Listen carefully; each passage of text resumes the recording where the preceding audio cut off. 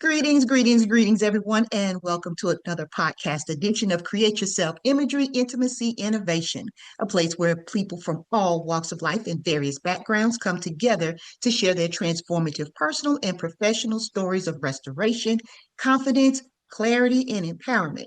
They're here to share their helpful tools, their resources, and their affirming guidance.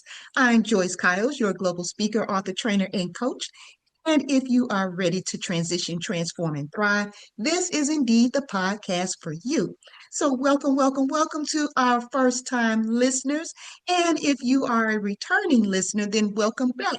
And as I always say, please tell a friend to tell two more friends about the show so that we can continue to transition, transform, and thrive together in the most positive and excellent way. And if you have been listening to me for a while, you know that I am always excited about my guests. This week is no exception. I am so thrilled to have her join us this week. I will say that we have not known each other long, but I will tell you that upon our initial conversation, it's like we have known each other forever. We share so much in common in friends, in places, in spaces, our walks of life. And I'm just excited to have her on the show and to just glean from her, just to gather all this wisdom, learn more about what she's doing, have an opportunity to share her with my audience. So without further ado, I am going to just present to some and introduce to others, none other than Lauren Brown, owner and lead consultant of LRB Global Consulting Services, a Series LLC, and IP AI Strategist. So, Ms. Brown, welcome to the show. Oh, thank you. Thank you so much for having me. It is an honor and a pleasure and just awesome. Thank you. Well, I know that you are a busy woman because I've been looking you up. and and I've had an opportunity, to really do a much deeper dive into who you are and the work that you do. So I'm just appreciative that you made time and space for us today. And I'm just going to jump right on in and just ask you to share with our audience a bit about you. Now, let me say this, if you clicked on to watch the show and listen to the show, then you see her bio and all of her contact information, all the great things. But I would love for you to share with us in your own words who you are and how you got started on this create yourself journey. Wow. Thank you so much for that question. I had a birthday recently, and so this is always a reflective time of the Happy year for birthday. me. Thank you. Thank you.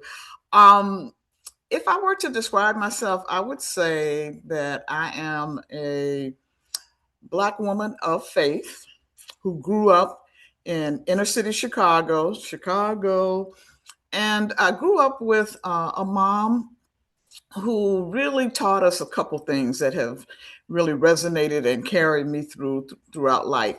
And one is to keep your faith strong. Two is to be of service to others because that's really where the greatest satisfaction is. And thirdly, as our more recent president Barack Obama would say, be the change that you want to see in the world. And so that's something that Margaret taught us. I'm the oldest of six kids, five girls and a boy. Most of us are grandparents by now. And so that really resonated with me. So I always kept in mind, be of service to others, keep my faith strong, and be the change that I want to see in the world. So, as I said, growing up in inner city Chicago, it was tough. I grew up in the 60s and 70s, and there was a lot going on in the world, but a lot going on in Chicago at the time. And so, those of us who grew up during that time, in a large sense, are products of that period. So, we were beginning as a people to assert our Blackness and our ingenuity and all that's genius about us. And at the same time, we were struggling as families and as people of color, not only in Chicago, but throughout the country and the world. So, all of that to say that it really shaped who I am. And by that, I mean, it kept me rooted. I can always go back to my roots. I am proud of my roots, but I'm even more proud of the fact that I was able to come out of that situation, which was not always seen as a positive one, and make something not only of myself, but to help others to reach the goals that they have in life. So that's who I am. I am a mom. I am a grandma of four, two teenagers and two little ones. And it's just been real rewarding to live long enough, and God's kept my faculties so that I can really enjoy this time in my life. I love this. And I told you when we met, there's so much that we have in common. Definitely, being Chicago natives, as I am one as well, Yes. and us talking about knowing and understanding some of the same areas, that time period that you speak of, I understand it well.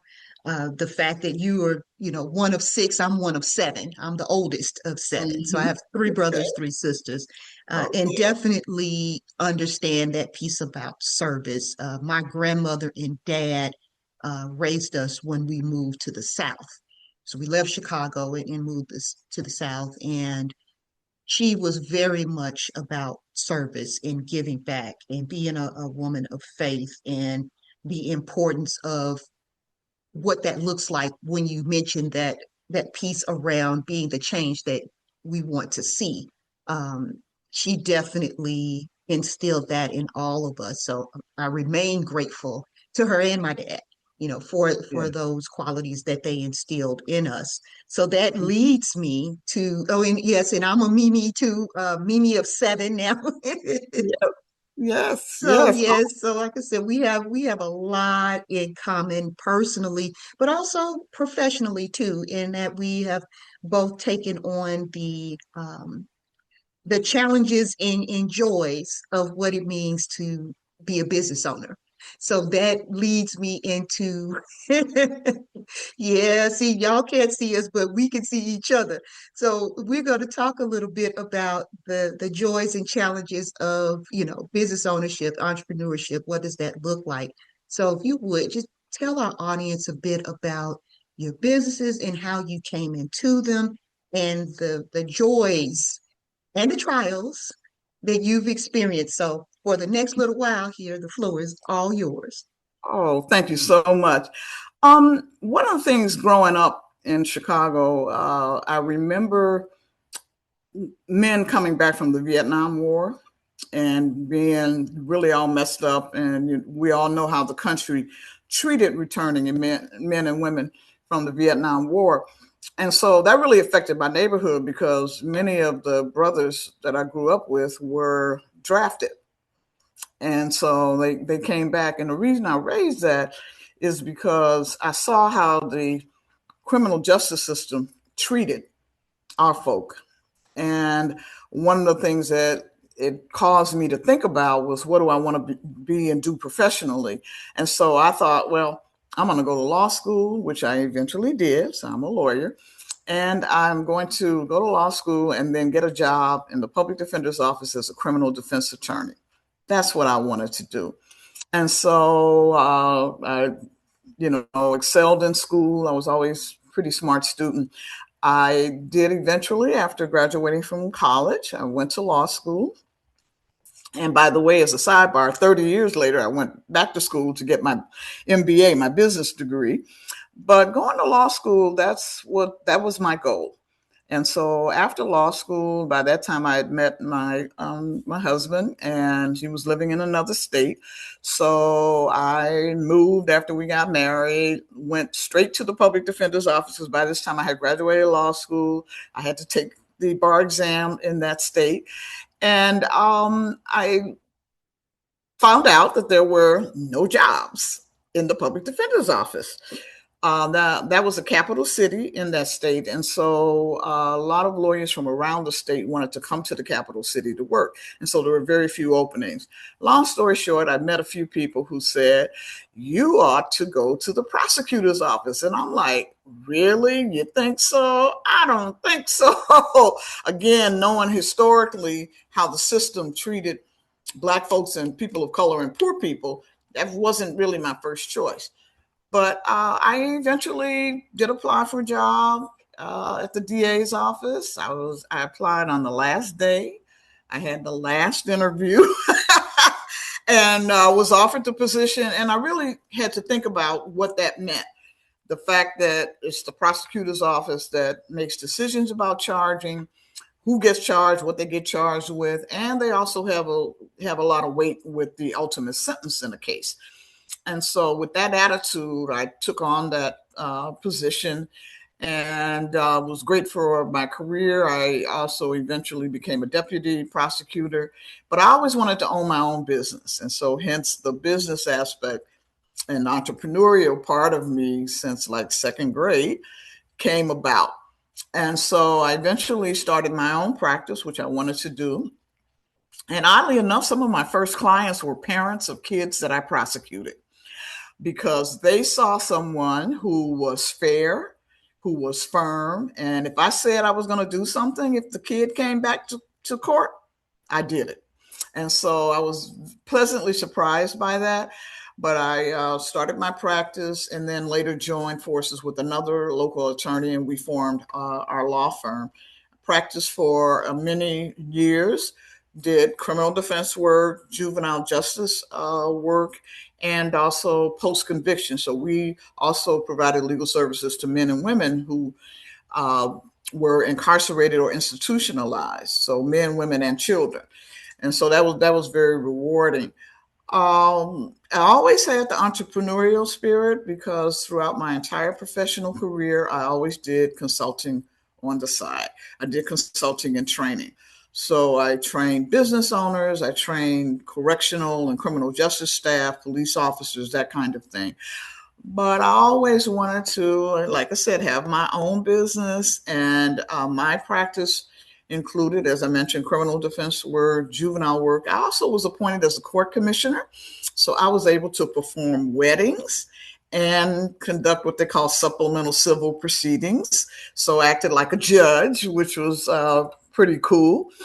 And after going back to school to get my MBA, I was able to really pursue my entrepreneurial endeavors and interests. I always continued to teach and train, undergrad, graduate school, law school, business school, all of those. So I have an extensive background in academia. I'm also a published author. So I just really had this journey, and it's like, what are you going to do? And keeping in mind keeping your faith strong, being of service to others, and being the change you want to be and the change that you want to see in the world. Those three pillars really kept me going. So let's fast forward. I eventually retired in 2016. And my daughter married a Memphian. And so that brought her to Memphis. And after retiring, that brought me to Memphis. And so I've been here since 2016, about 10 years this year. And after about 6 weeks of hanging around young people with little children, I decided I need to continue on. I wasn't truly retired. I knew that. And so I decided to formalize what I had been doing all of my professional career. And that is forming my company, LRB Global Consulting Services. I am a Series LLC here in the state of Tennessee. And initially, what I was doing was advising and consulting with clients on a variety of things. So setting up your business structure for your business, management issues, making sure that you're in compliance and with all of the rules and regulations in your particular industry. So I did a lot of that. And later on, intellectual property protection started sort of rearing its head, as I put it. And from that, I really started to see a need for clients to not only set up their structure, have their quote dream team of their business attorney, their accountant, their marketing person, their personal lender or financial go-to person, and their risk manager, which includes insurance and internal controls, things like that. In addition to having that team, they really needed to look at what are the true assets in their business. And so intellectual property, your trademark, your copyright, patents if you're an inventor or an innovator, and trade secrets. Those are all part of the assets of your business. And I just found that many folks didn't really understand it, or even if they did, they just weren't taking the steps to not only identify and assess and value their intellectual property, but also to protect it and to monetize it. Fast forward a little bit more, I started seeing among these same clients, they would be business owners, entrepreneurs, and creative professionals. I started seeing, AI has entered the world, personal and business world, in a big way. It's not through yet, it's here to stay. We need to get a grip or we'll be left behind.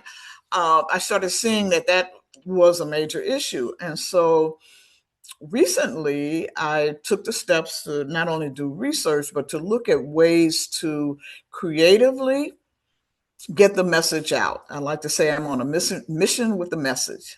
And that mission is to make sure that entrepreneurs, business owners, and creative professionals are using AI in a legal manner, ethically, as well as responsibly, while making sure to identify, protect, and monetize their intellectual property. So there's a crossroads there. And there's not only a niche there, which is great for me as a business owner and an entrepreneur, but there's an opportunity to help this generation and future generations of business owners and entrepreneurs and creative professionals to help them get that solid footing. We often talk about leaving a legacy for our children, grandchildren, family members. Well, this is part of leaving that legacy. It's something that is actionable, it's something that is obtainable, and it's something that I am so happy and blessed to have skills and experience to be able to help that process. And so that's kind of how this journey happened. It happened starting out as as a lawyer, but always have been business owners. I've owned multiple businesses over the years, and then keeping true to those three pillars I mentioned earlier. What an amazing, eclectic journey you have been on, and so many lessons, Mm-hmm. so many things that you shared that I could, we could spend another hour talking about and talking through. One thing that I love about this show and the guests that I've had up to and including today is how you all do share how your gifts and your skills and your talents come together, and how you've been able to transition and transform those into different phases in your life, and how that's helped to elevate a new identity, if you will, a new set of skills, a Mm-hmm. way to pivot into something new or something different, while still pulling from things that you've learned all the way back from your childhood. And Mm-hmm. that's so important. I really want to lift that up because sometimes, especially when you're in this work of entrepreneurial, spaces, business ownership, and things get slow or they get tough. Mm-hmm.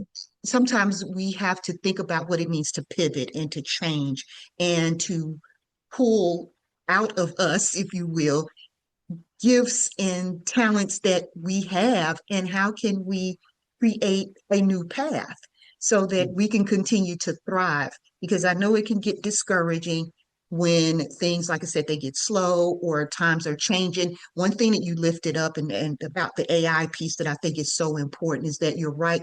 It's here to stay. It's not going anywhere. What does that look like for Mm-hmm. us in our personal and professional spaces? And so the Mm-hmm. fact that you have taken your gifts and your talents and recognized, hey, here's an area where people aren't paying as much attention to, or haven't you really honed in on how this can impact them in their business. One thing you mentioned to me, even now, as I'm listening to you talk about, IP and AI, is really being clear about our intellectual property and ways that we need to protect it as well as monetize it, and that it can be done. We just need to know how to do that. So Mm-hmm. I appreciate that you've shared the journey going all the way back, from when you were, an attorney, and even, still thinking about, okay, I wanted to go this route, but as time and circumstance would have it, wanted to be a defender, but I became a prosecutor. And while that wasn't something that you initially set out to do or even wanted to do, and I think that's so important to, to lift up that sometimes our path takes us on a journey that we don't necessarily even want to go on. But if we are obedient, because obedience is better than sacrifice, as I've been told, if we're Yes. just obedient and we follow that path, look at how that ended up being such a blessing for people that you began to work with later on.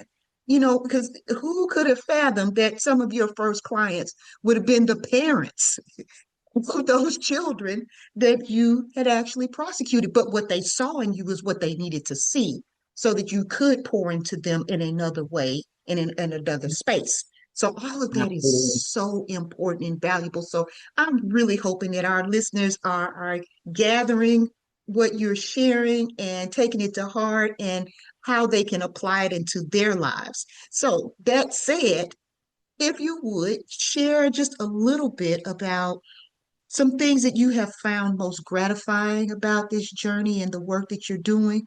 And on the flip side, some things that you have found maybe a bit disheartening that you really wish people would gravitate to more or hone in more. Just Mhm. floor is yours. Yes, thank you. And by the way, just wonderful comments, and you really have caused me to be reflective. And reflection is really an important part of growth and development and being insightful and carrying on, especially through those tough times. And we all know as business owners, there are times that are tough. I think some of the most gratifying moments that I've experienced in my journey have been seeing my clients reach their goals and to see them be as they have defined their success, really achieving that success.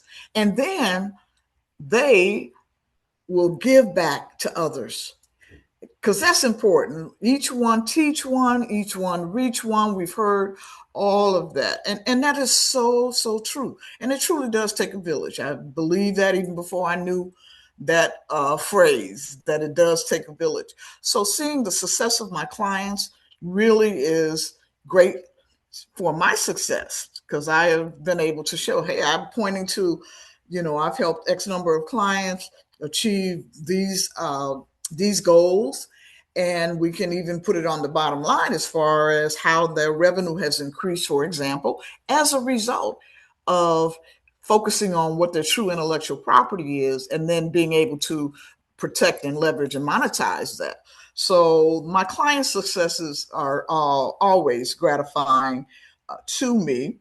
I also see, at least recently, people are really starting to converse seriously about the impact of AI, especially as it relates to intellectual property protection. Because as we know, right now, something that's purely generated by AI using an AI tool is not protectable under the law.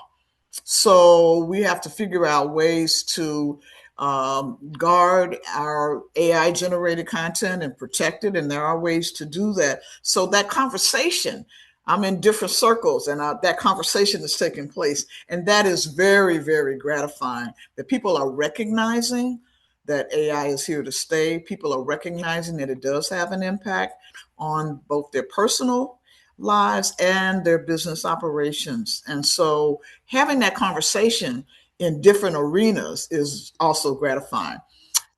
By the same token, um, I like to say it this way: those who know better should do better.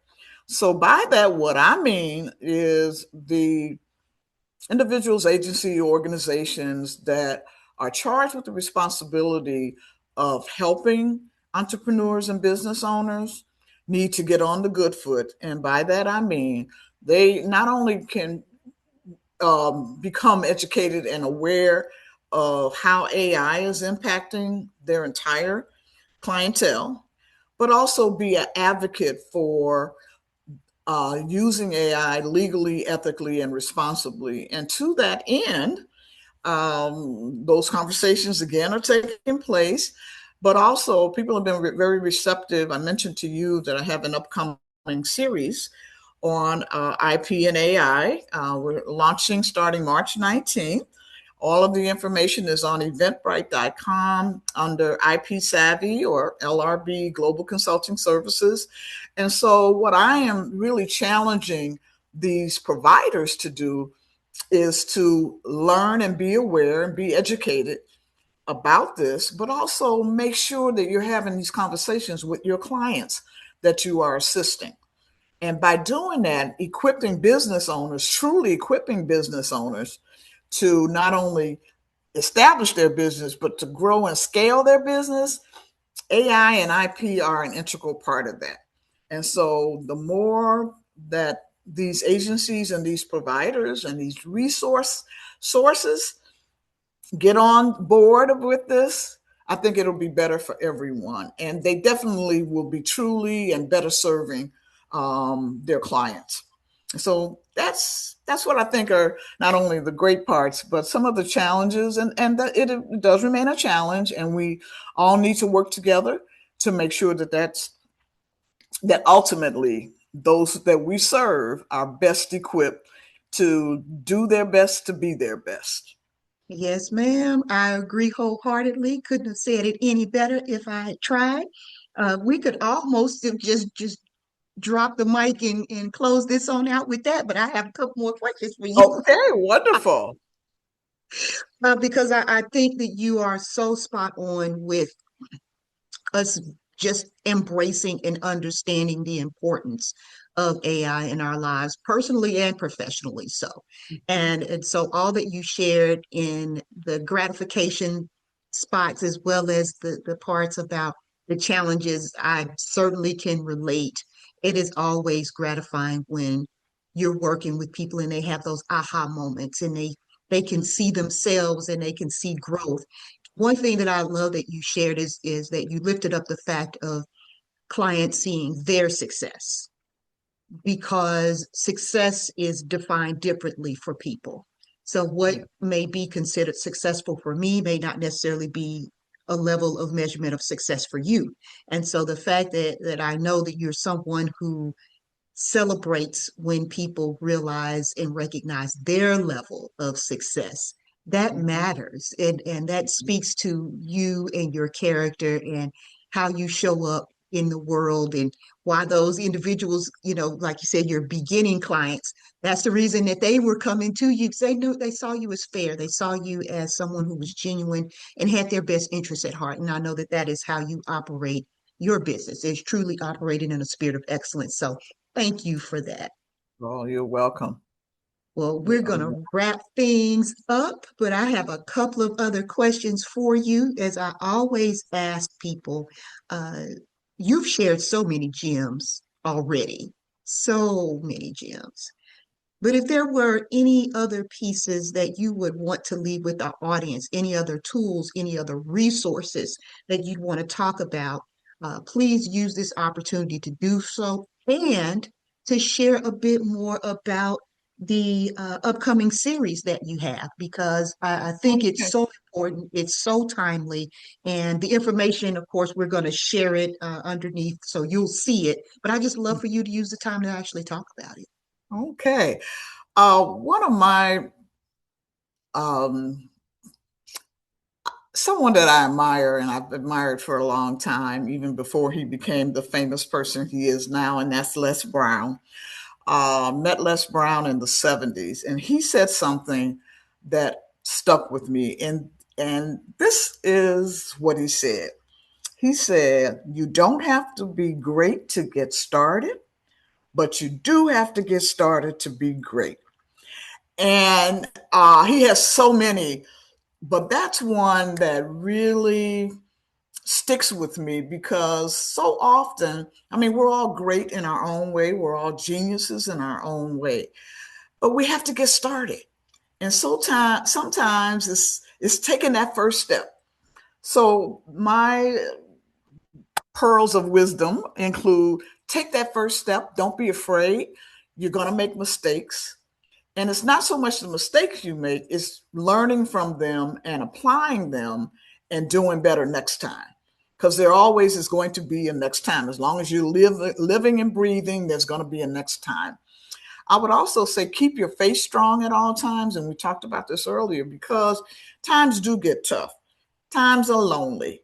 You're looking at your bottom line and you're saying, where is the next one coming from? Those kinds of things. And you're getting discouraged, or you're conflicted about pivoting. Because as business owners, we have to adapt, we have to pivot, we have to be flexible. And so we want to keep that in mind, that it's okay. Mistakes will be made. You're going to have fears, but don't let the fear keep you from realizing the greatness within you. I would also say, don't be afraid to think outside the box, because it's often outside the box where you find what I call your true calling. And I shared that one example. There are multiple others, but thinking outside the box, saying, okay, I see a problem, I see an issue, I've got a potential solution. Let me try it out and see what happens. And that's sort of how this AI and IP part of my business came about, is that clients were saying, look, I created something, and next thing I know, it's out there without my permission, without compensation, no royalties, no nothing. How can this happen? So that really started that. I would actually also say, don't let your past and your background define your future. We all have a journey that we've taken. We all know that what that journey has done for us, how it's impacted us, but we also know that we should not let it limit us in terms of our future. We still need to forge ahead, move ahead, and keep it moving, as I say. In terms of the series, the whole goal behind the series is to look at artificial intelligence and intellectual property as it relates to certain constituent groups. So in March, we're going to talk about the overall, what is an introduction, an overview of IP and AI. And then in April, May, June, and July, we're going to focus on particular constituent groups. And so we're going to focus on business owners and entrepreneurs on April 16th. May 21st, our focus will be content creators and graphic designers. On June 25th, we're going to look at IP and AI for illustrators and animators. And our wrap-up session on July 16th will be focusing on developers and look at future directions in terms of intellectual property protection and AI. I'm also writing a book on IP and AI. It has been a true labor of love, because as soon as I finish one chapter, something changes. And so the publisher and I decided we're going to, we're going to stop it in time, and we have a plan for keeping the information up to date, because it will look at practical tips, real life examples. We'll have that through the series as well. And we're going to have an industry professional as a guest speaker at each of the events to give their perspective on using IP from their perspective in their industry, some of the challenges they face, some of the issues, and then also some of the triumphs. So you're not going to only hear from me as the trainer, you're also going to hear from experts in the industry to talk about how this whole IP and AI thing has impacted their industry. So I am very excited about it. We're going to have the events at multiple locations. It's also a hybrid event, so people can attend virtually as well as in person. So if you're not in the immediate Memphis area, you can still participate. You can attend. We will have tons of content and resources for all attendees. And again, these practical tips and strategic ways of addressing these issues for business owners, creatives, and entrepreneurs. So I'm really excited about that. Very Yes, excited. it is all exciting. Very, very exciting. Just your tools, your talents, your gifts, your resources, the things that you shared imparting, they were speaking to me, every one of them. So I'm really sitting with this myself and taking note of where, where am I shining, or where do I need to pivot and to change and to grow. And interestingly enough, I recently joined the National Speakers Association, the Georgia chapter here, Oh, and yeah. learned that Les Brown is actually one of the members as well. So I have Hmm. not yet had the pleasure to meet him because, if you know who Les Brown is, he travels all over the world. Yes, he So does. I have yet to have the opportunity to meet him in person, but I'm certainly hopeful that that will happen sooner rather than later. So appreciate you Yes. lifting him up. Just Yes. so much that you shared. So I am going to encourage each and every listener to make sure that you go to Eventbrite and put them on your calendar. And as she has already mentioned, it is hybrid. So even if you aren't in the Memphis area for one of the sessions, you can still listen online every month that is applicable to you. So share it out with others. And then if you can get to Memphis, if you happen to be planning a Memphis trip like I am, my husband and I, Hmm. our children and grandchildren are there, most of Yeah. them. So if you can make it there, just plan some time around it and attend. I'm excited about the new book that you have coming out. I know that you already have published books available. So my last question to you, and of course, again, as I shared before, if you clicked on this podcast, then you see the contact information for Attorney Brown. But at the same time, please share with our listening audience like the best ways to connect with you. Well, I am on LinkedIn at, let's see, linkedin.com/in/Lauren Consults, LAURENCONSULTS. So that's a great place to connect. I love LinkedIn. Many of us have been on LinkedIn for a long time, and it's come a long way, and I'm so pleased about that. I also have an email, and that's Lauren, LAUREN, at Lauren Consults, all one word, .com. My website is it's under new construction right now. So hopefully by March 19th, which is just a week or so away, we'll have the website live and up and running. So that'll be available, but it's not available right now. I also have an Instagram account where I post fairly regularly about our series coming up and other matters relating to IP and AI. And that's Instagram at Lauren2, number two, and then the word freedom, FREEDOM. So that's a good place to connect and stay in touch as well. Um, my phone number is area code 901 609 8723. So I'm available by phone as well. And I would just say to people, continue the conversation. Let folks know about what's going on and be a part of the influence. This is an opportunity, a rare opportunity for us to influence what's going on because there's a lot about AI that's challenging. There's a lot about AI, frankly, that I don't like. But I also see this as an opportunity to correct some of the information and the data that AI uses scraping from the internet. We have a chance to really tell our own story. We have a chance to make sure that the information about us is accurate and complete. And that only enhances the usage of AI. So thank you so Wow. much. This has been awesome. I appreciate Oh, you, Miss Joyce. I really, really do.